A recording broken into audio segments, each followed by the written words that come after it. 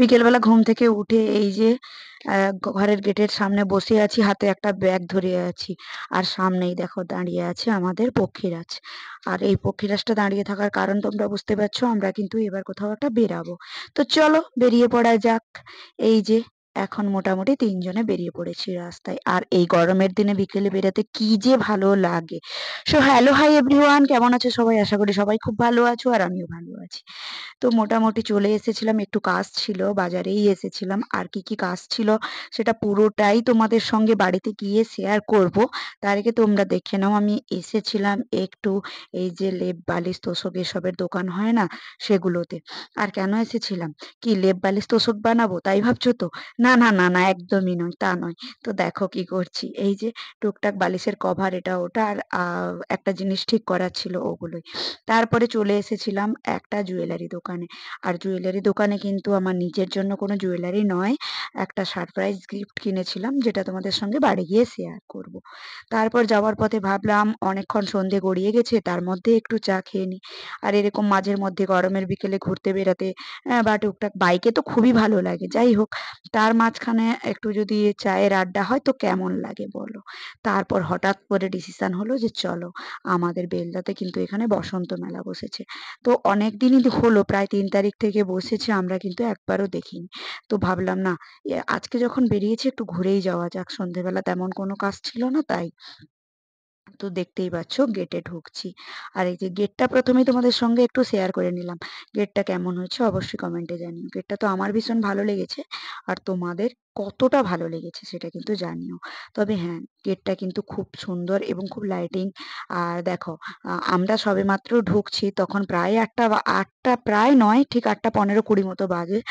আমার একটু টাইমটা বলাই ভুল হয়ে গেল, তো যাই হোক। তার মধ্যে কিন্তু অনেকের আবার মেলা দেখে খাওয়া দাওয়া করে ঘুরে আসা হলো। প্রথমেই ঢুকেই দেখতে পেলাম এই যে সুন্দর সুন্দর মূর্তিগুলো। আগের একটা ভিডিওতে আমি তোমাদের সঙ্গে শেয়ার করেছিলাম যে এই মূর্তিগুলো যেখানে তৈরি হচ্ছে, সেই জায়গাটা, সেখানে সত্যিই কিন্তু অসহায় মানুষরা এইভাবে, আর ওই যে দাদা ভাইটা এখনো এখানে বসে কিন্তু এই মূর্তিগুলোর পিছনে হাতের কাজ দিয়ে যাচ্ছে। মানে কোথাও কিছু হয়তো বাকি থেকে গেছে, ওগুলোই কাজ করে যাচ্ছে।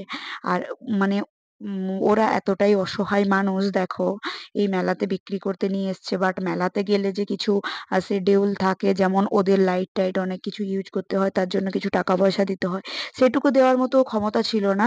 তারা ওই খুঁটির যে লাইটগুলো, ওই আলোতে কিন্তু ফোকাস পাবে এরকম জায়গা দেখে বসে গেছিল। আর কতটা মানুষ কিনছে আমি জানি না, তবে মানুষজন চোখ ভরে দেখছে এই সুন্দর হাতের কাজগুলোকে, তাই না? তারপরে তো মেলা মানেই তোমরা জানো, হরেক মালের অভাব নেই। সেই চুড়ি গয়না জুয়েলারি হার ক্লিপ টিপ পাতা নেল পালিশ এইসব। আর আমি একটা একটা জিনিস দেখছিলাম, বাট কতটা কিনতে পারবো সেটা জানি না। এমন এক একটা জিনিসের দাম বলছিল না, ছুট্টে পালিয়ে আসতে বাধ্য হয়েছিলাম। তো আর বুঝতেই তো পারছো, আমি অক্সিডাইসে দুই একটা ব্যবহার করি, বাট বিয়ের পরে না মানে গোল্ড অথবা গোল্ডেন কিছু জুয়েলারি ছাড়া না আমার খুব একটা কমফোর্ট লাগে না। তো যাই হোক, এই যে মেলায় এসে একটু আনন্দ করতে পেরেছি, এটাই না অনেক। ঘুরতে পেরেছি, আসলে এসব জায়গায় আসা মানে না মনের দিকটা অনেকটা ফ্রি লাগে, বুঝলে তো। আর দেখো, এদিকে কিন্তু মঞ্চে সাংস্কৃতিক অনুষ্ঠান আছে। তো প্রথমেই আমরা কিন্তু ঢুকে পড়েছি দোকানে, ঠাকুর কিন্তু এখনো দেখিনি। তো চলো আস্তে আস্তে দোকানগুলো দেখে দেখে গিয়েই তোমাদের সঙ্গে ঠাকুরটা শেয়ার করছি। তবে কি বলতো, এগুলোই আসতে হলে সর্বোপরি না একটা ভালো মনের মানুষের দরকার। আর আমি সত্যি বলতে কি খুব বেশি কিছু চাই না। সত্যি, আমি খুব বেশি কিছু চাই না।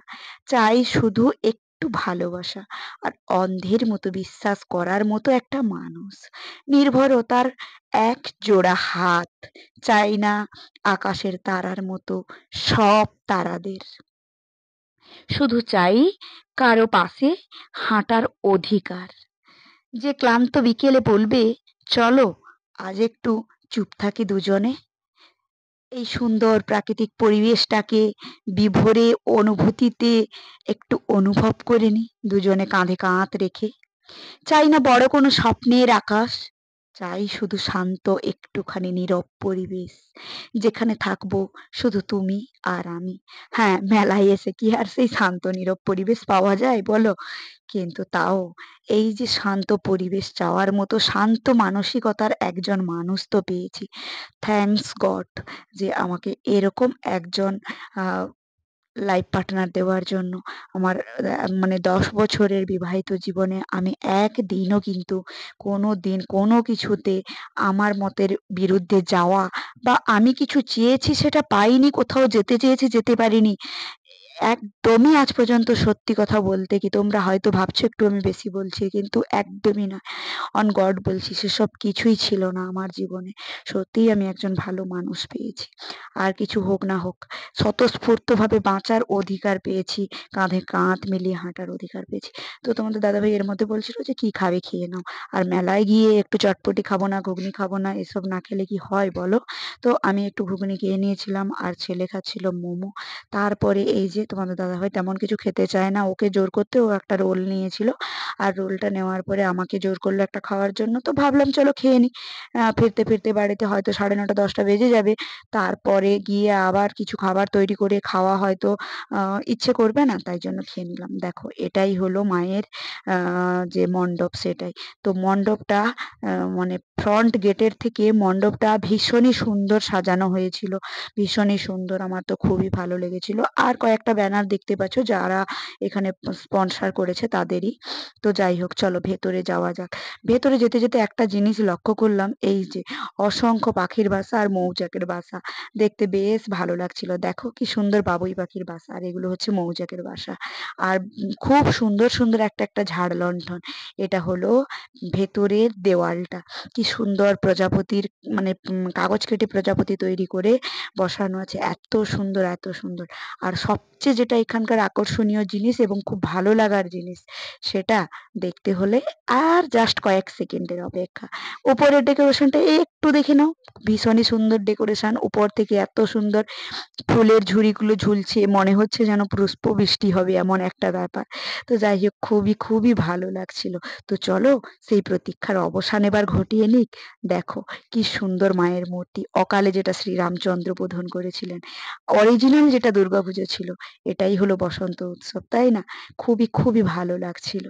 আর ঠাকুর দেখে বেরিয়ে এসে চোখে পড়লো এই যে কটন ক্যান্ডি বুড়ির চুল আমরা ছোটবেলায় খুব মজা করে বলতাম আর খেতাম। আর এটা ছিল আমার ছেলের ভীষণ প্রিয়। বাট আমি না খেতে দিতে চাই না, ওগুলো এত রং দেওয়া থাকে। তো ভাবলাম তোমাদের সঙ্গে একটু শেয়ার করি। আর বেরিয়ে দেখলাম গেটের কাছে একজন নূপুর বিক্রি করছে। সেগুলোই একটু দেখে নিচ্ছিলাম। বাড়ি গিয়ে পুরোটাই তোমাদের সঙ্গে শেয়ার করব মেলা থেকে কি কিনলাম না কিনলাম। তো আজকের ভিডিওটা তোমাদের কেমন লাগলো অবশ্যই কিন্তু জানিও। দেখা হচ্ছে নতুন একটা ভিডিওতে। তো চলো সবাইকে টাটা।